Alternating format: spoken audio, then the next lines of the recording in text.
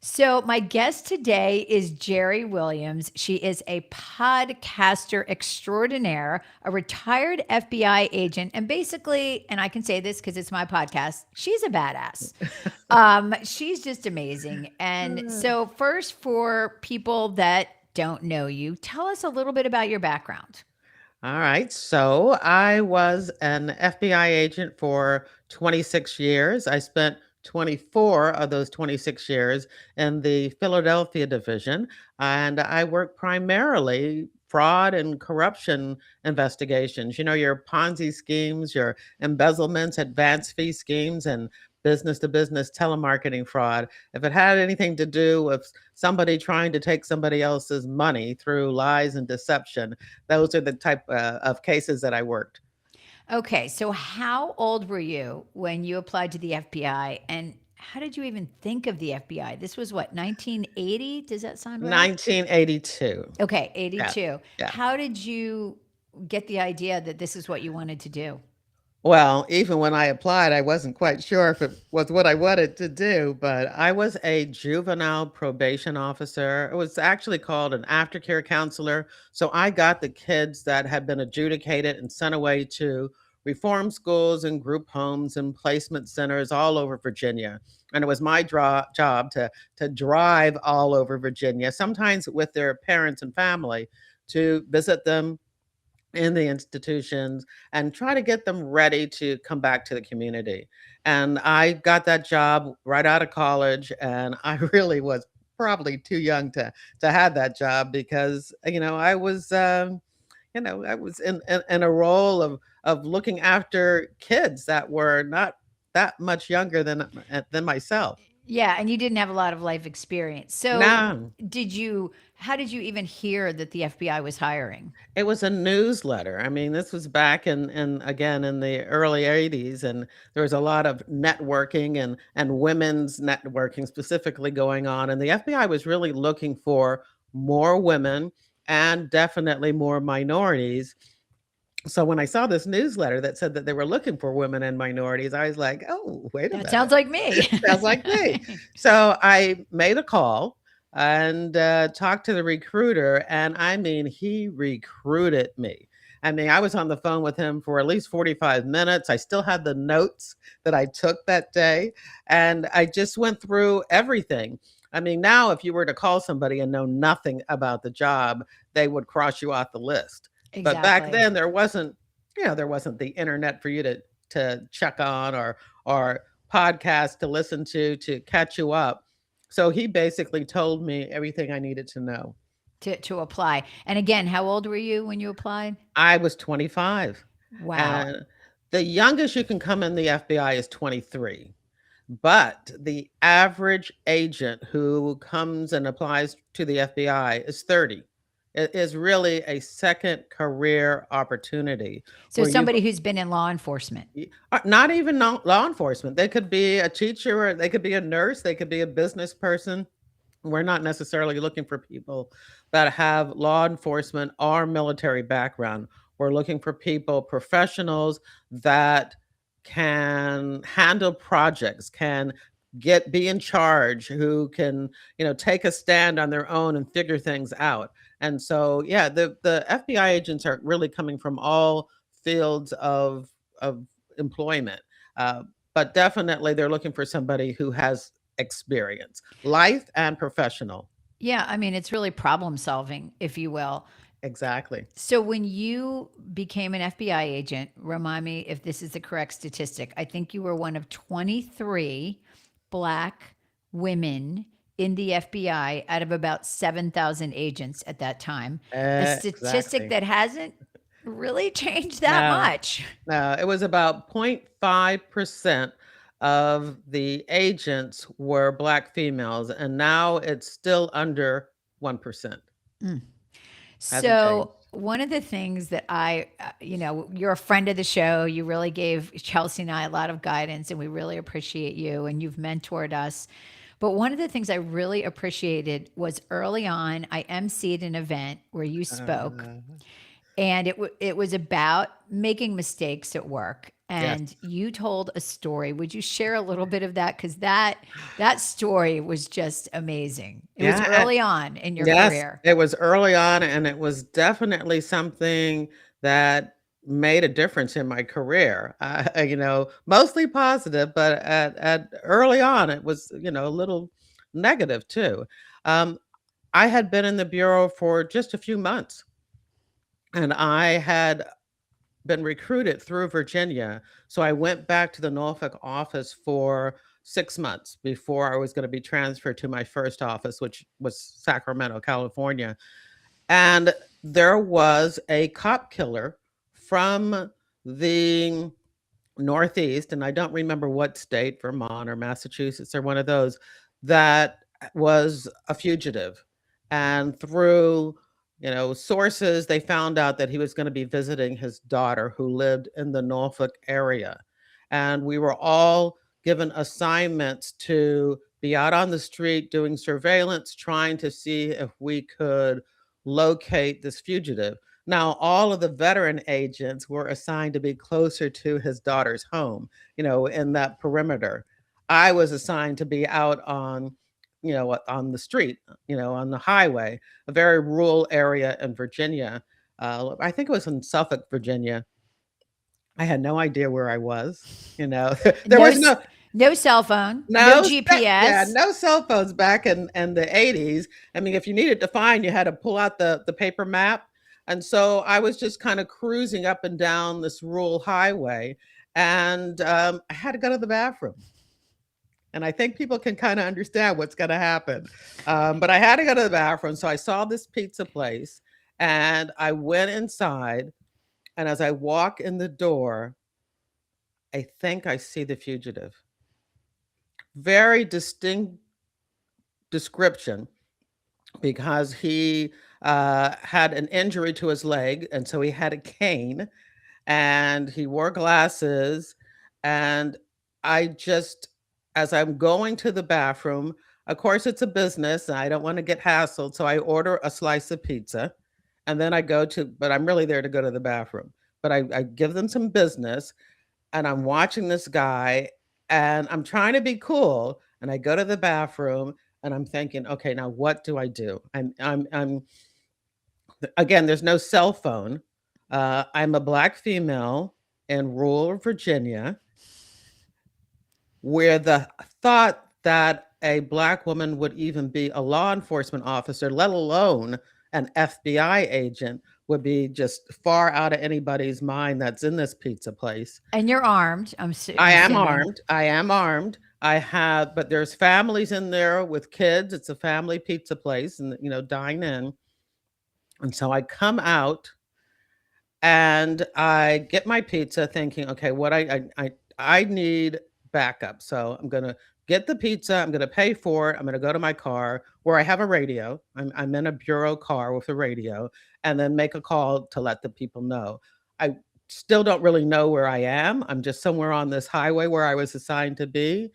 And so this is where this is where it gets messy, because I pay for the pizza. I'm trying to be cool. The guy is sitting right at the counter. I forgot to tell you that, near where I'm paying. And what was he wanted for? What was Okay, he? he's a cop killer. He killed a state police Gotcha. officer in Vermont or So very Massachusetts. dangerous. Very dangerous, armed and dangerous. We knew that. And so my thought is, I can't pull out my gun here.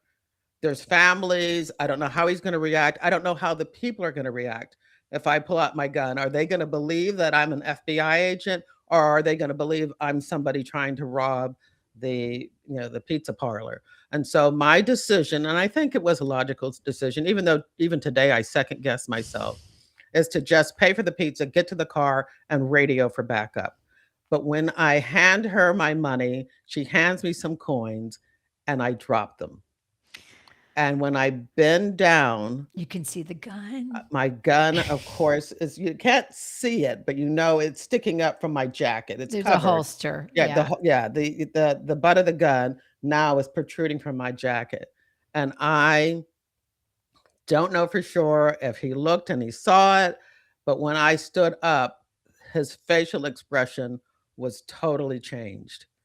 He was focused on me. And so I walked out, and as I'm getting in my car to radio, I see him coming out of the pizza parlor, and he is moving fast. And so I jump in my car. I'm trying to key the radio and turn my car on, and he hauls ass out of the parking lot. And you've got the pizza. You've got the pizza. I don't care. I don't even know where the pizza is. Maybe you left it on the counter. Yeah, yeah. I might have thrown it in the back seat, but I'm just trying to keep up with him as he's going 30, 40, 50, 60, 70 miles an hour down this highway. And the further he goes, the more I have no idea where I am. So I am on the radio. I am calling, but I don't know where I am. You can't give them a location. I can't give them a location. I can just tell them that I was at a pizza place on this highway, and now I'm hitting. I'm pretty good with directions, so I'm heading south or north or whatever. But as far as cross streets and all of that, it's rural. There's no lights. I can't see, the cross streets. And next thing you know, he's gone. And did you ever find out what happened? No, I never did because I gave the information to the case agent, but shortly after, remember I was only there for 6 months. Shortly after, I was transferred to Sacramento, California, and I never thought of it again. But it affected me so much because I was forever second guessing myself. You know, would another agent have pulled the gun out?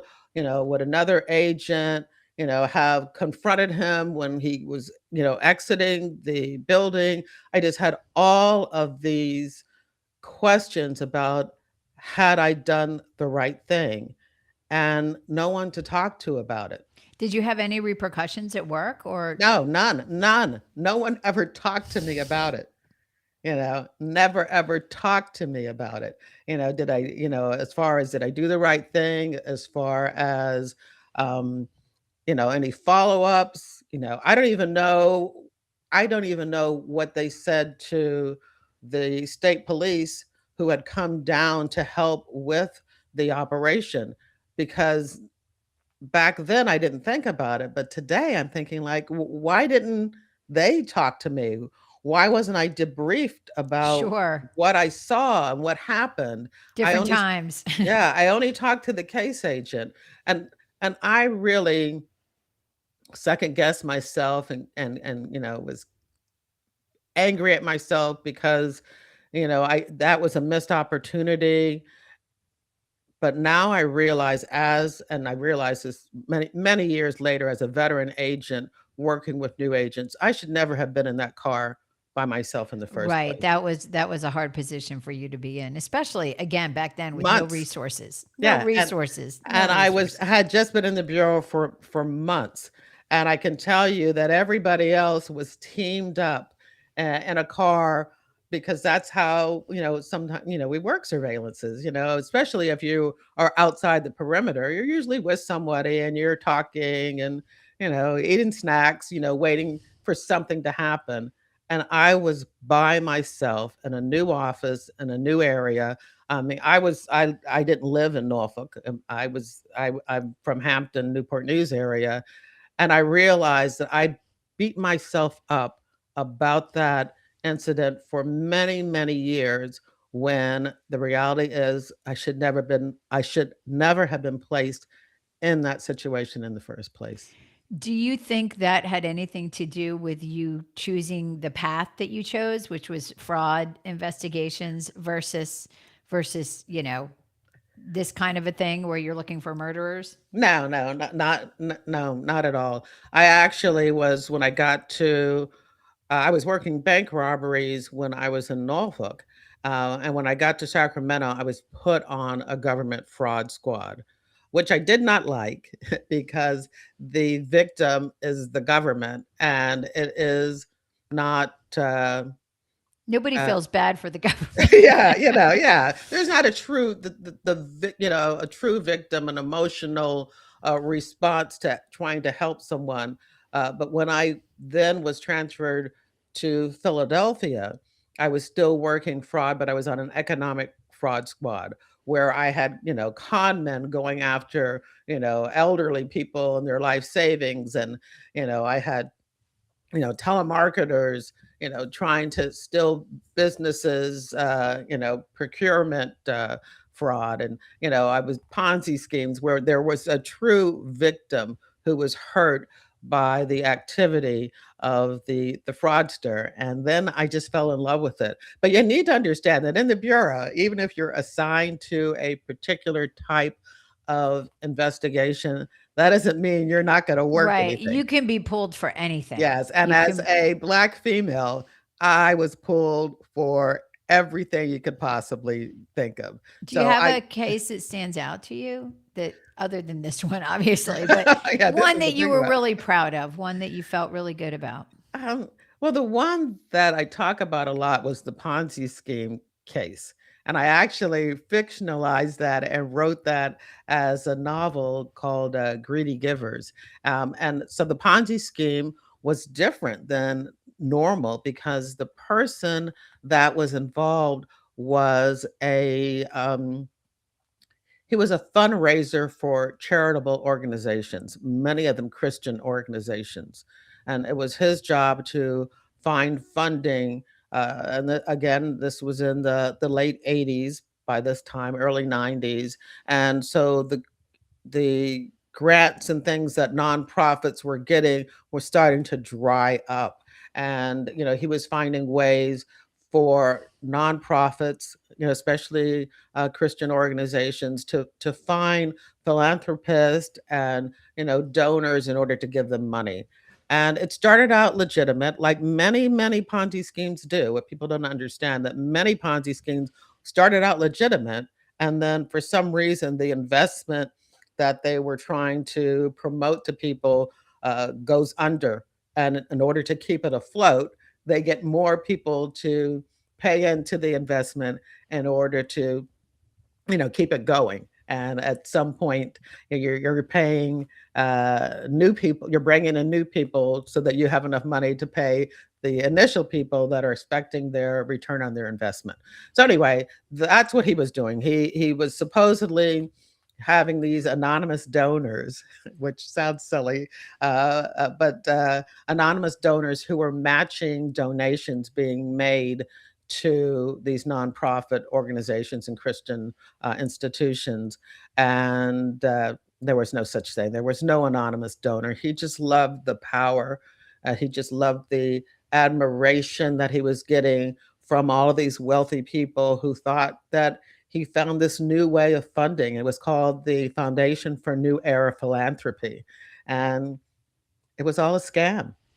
Do It's a you Ponzi I scheme. love how you were talking about that you use that to write one of your fictional novels, and I do the same thing. I have four fiction works of fiction mysteries, and they're all loosely based on things I've Mhm. covered, and I've changed the characters, I've changed the stories, but there definitely are a lot of things that actually happen. How many works of fiction do you have? I know you have a nonfiction book as well, and you have a Yes. new book coming out soon. Yeah, I just got a two-book deal with Source Books imprint, which is called Poison Pen. And so I will have two new books coming out from Source Books in the next. I think the first one will be out in August of 2027. It takes a while for trad pubs to for books to come out, and then the next one will come out of that. But I have already written two crime novels, and both of them are based on real cases in the Philadelphia area that I fictionalized and use my imagination. They're inspired I by gotcha. true cases. Yeah, and what I love is that you continue kind of even though you retired. How many years ago did you retire from the FBI? Oh my goodness.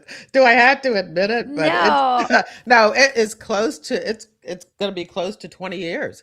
So you've Isn't still that managed, amazing? yeah, to Two more stay. years. In 2028, I'll be celebrating. I don't know if I'll celebrate it, but 20 years that I retired from the FBI in 2008. So you went on to do other things. You were the spokesperson for SEPTA, which, if you're not from Philadelphia, it is the public transportation system in Yes, Philadelphia. yes, And then you eventually came south because you had kids, grandkids that you yes. wanted to be Got to follow near. the grandkids. And you start a podcast. And what year was this? I mean, it was nobody knew what podcasting was. Yeah, I started the podcast 10 years ago. So in 2016, after I retired as the director of media relations for SEPTA, and so that people were thinking like, well, wait a minute, how did that work? Let me just remind everyone that the last 4.5 to 5 years of my time as an agent, I was the spokesperson for the Philadelphia FBI. And Okay. so then I became the director of media relations for SEPTA.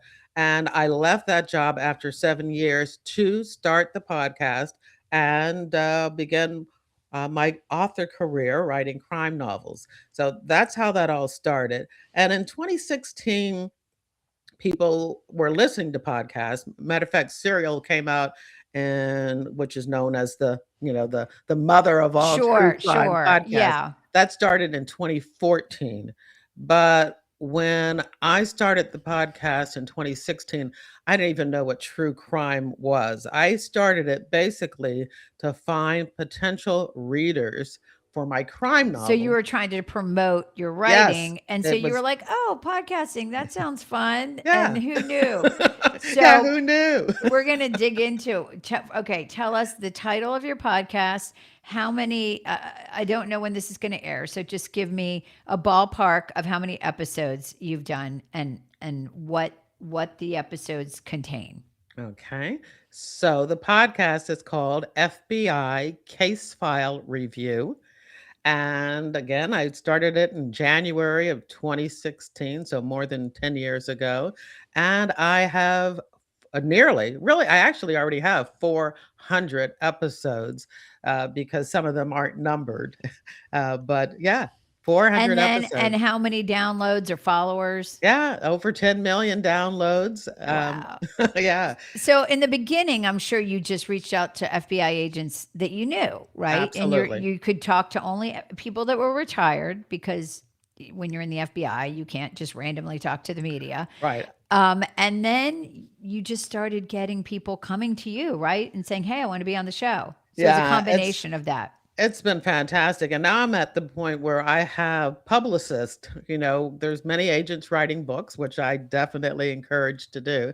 And so now I have publicists who are reaching out to me about books, that they're promoting that agents have written, which I always say the agent could have just Called me, yeah, contacted me texted me. Yeah. directly, but definitely it has not been an issue of me finding people interested in coming on. I talk about cases. I am, like you, a storyteller, but I also like to share stories, and so I want to talk about a case. And so they come on, and we talk about a case from predication when it was decided that this investigation needed to be open until sentencing when hopefully somebody goes to prison. Right. So somebody's held responsible.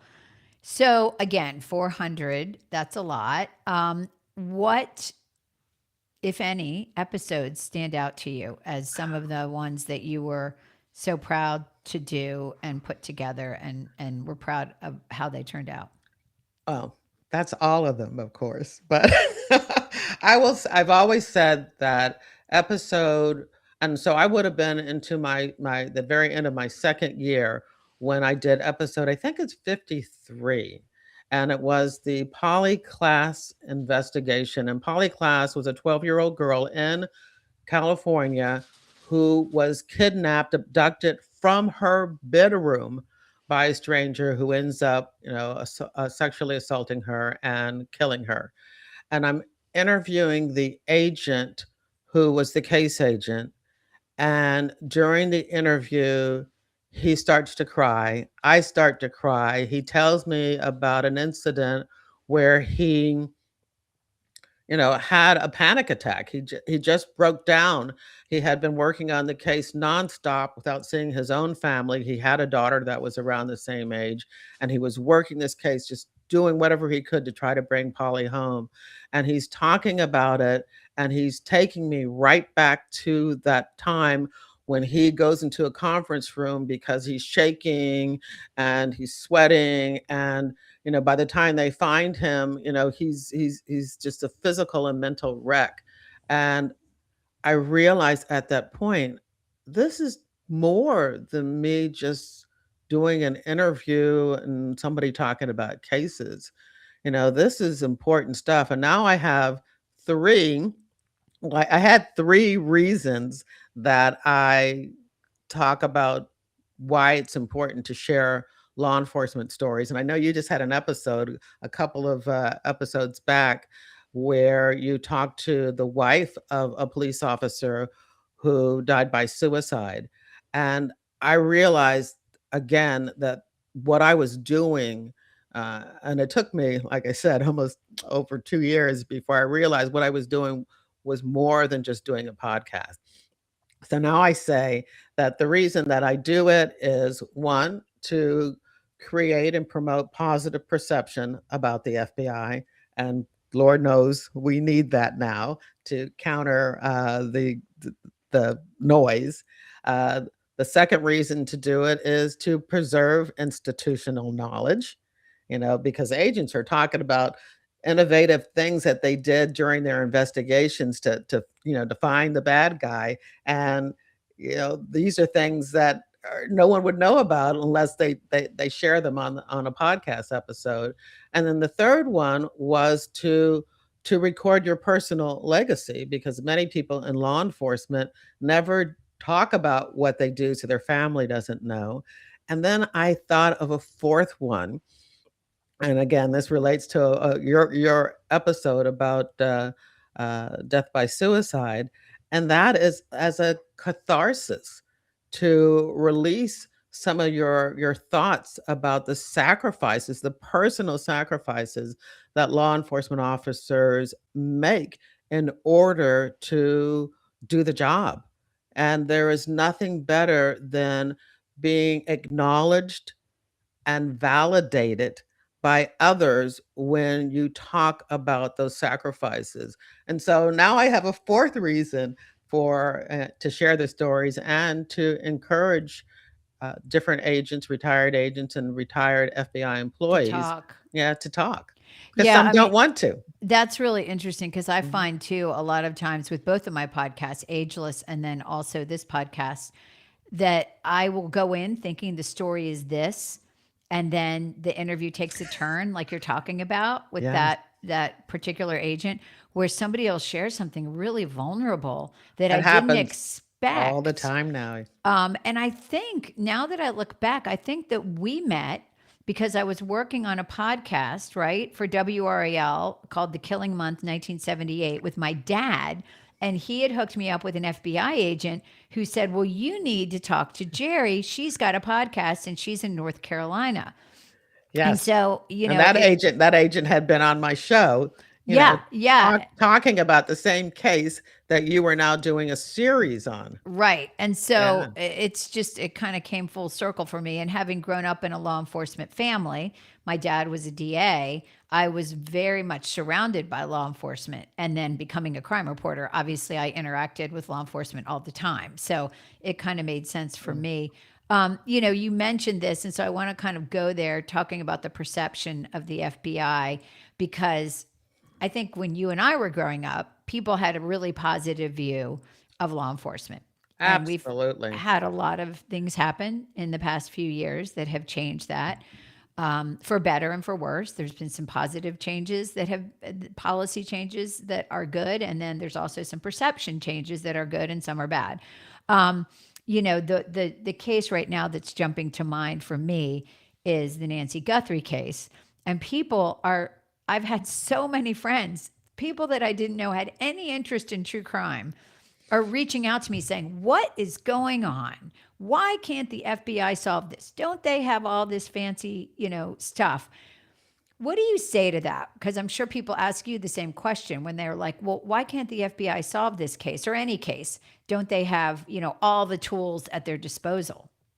Yeah, absolutely. I think, matter of fact, I just did a recorded a podcast interview that will be episode 400. Again, I've done more than 400, but they're not all numbered. But this will be episode 400, and it's a case I know that you're probably very familiar with, and that's the Danielle Imbo and Richard Patrone missing person case in Philadelphia, where the a couple had gone out to watch some bands play, and then they left the venue, never to be heard from or seen again.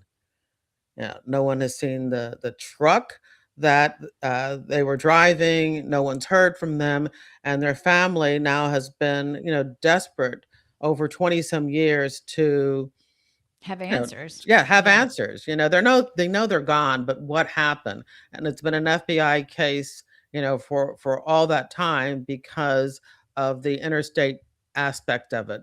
They both lived in New Jersey and they were in Philadelphia. Um, and the reason I bring it up is because one of the things that the case agent, Vito Roselli, who's a good friend of mine from Philadelphia, had always said to the family was, if this had happened today, we would know much more because of the cameras and Surveillance cameras cell and GPS phone and and yeah. all of that. And then the Nancy Guthrie case happens. And we have And we, video. We have yes, video. We have yes, we have somebody's eyes. We have their movements. We have what they're wearing. yes. And it's so hard to understand. Yeah, it is so hard to understand. But the only people who know for sure what happened is Nancy Guthrie and the person or people that were involved.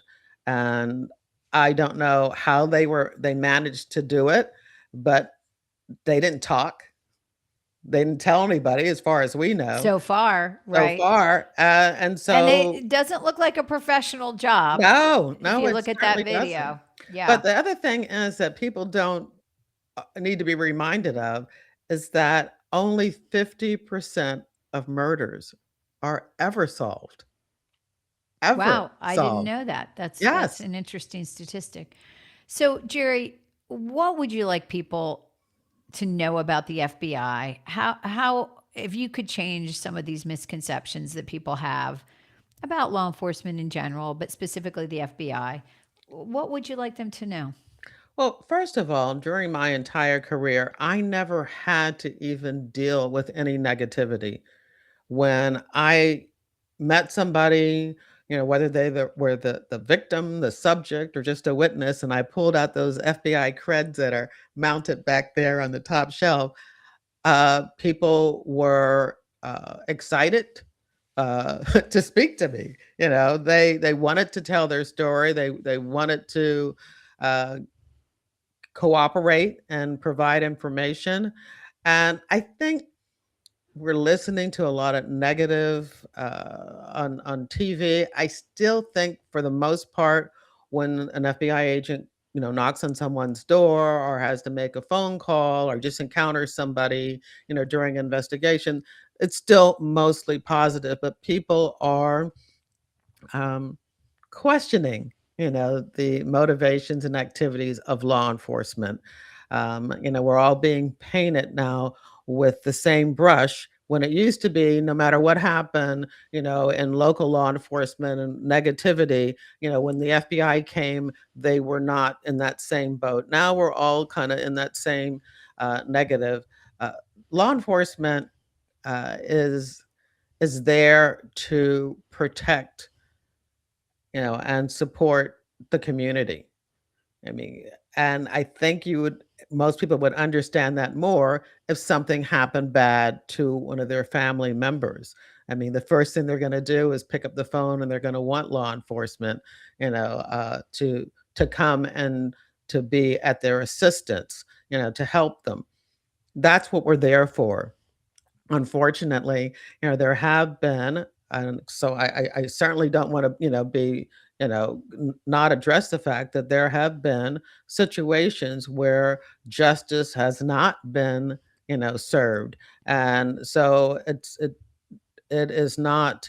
Um, I can't put the blame one way, but we definitely need to understand that without law enforcement, without someone there to protect and enforce the laws, uh, it's that would be a world, that would be a community that you would not want to live in. It's And chaos. every And yeah. yeah. And it's hard, like you said, because now the negative situations get a lot of amplification. I feel the same way as a journalist. In the first Oh, 25 I years of my know. career, I mean, everywhere I went, people were like, "Oh my gosh, this is so great to meet you. We love you, you know, your station. We love the news." And then, in the last few years, prior to my retirement, wow. I Yes. mean, Fake news. the thing Yeah. people said, I mean, we got spit on, we got bottles thrown at us, we got threatening and ugly emails and texts and all sorts of things. And it really wasn't. It wasn't fun anymore. It wasn't what I Yeah. signed up for because I had always felt really strongly about the integrity of journalism. And all of a sudden, once that was starting to become undermined, it was like, I don't know if I want to do this anymore. Yeah. Yeah. Would you, as we wrap up, how would you encourage if a young person came to you and said, Hey, I want to be in the FBI?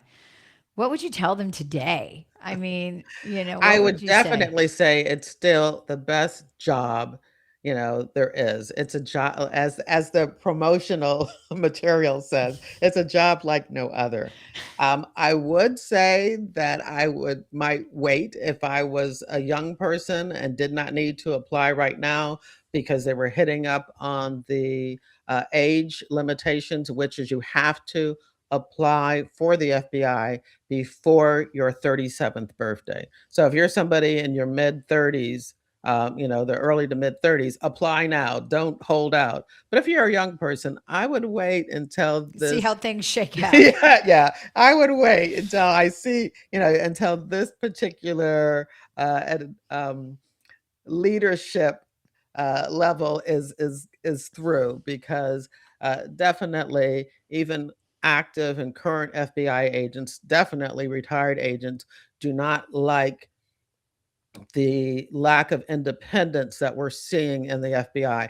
But again, that is at a certain level with certain type of cases. In the field, when it comes to drug investigations, kidnappings, organized crime, fraud cases, cyber cases, nothing has really changed. There's still the people you want on your side when Yes. you need help.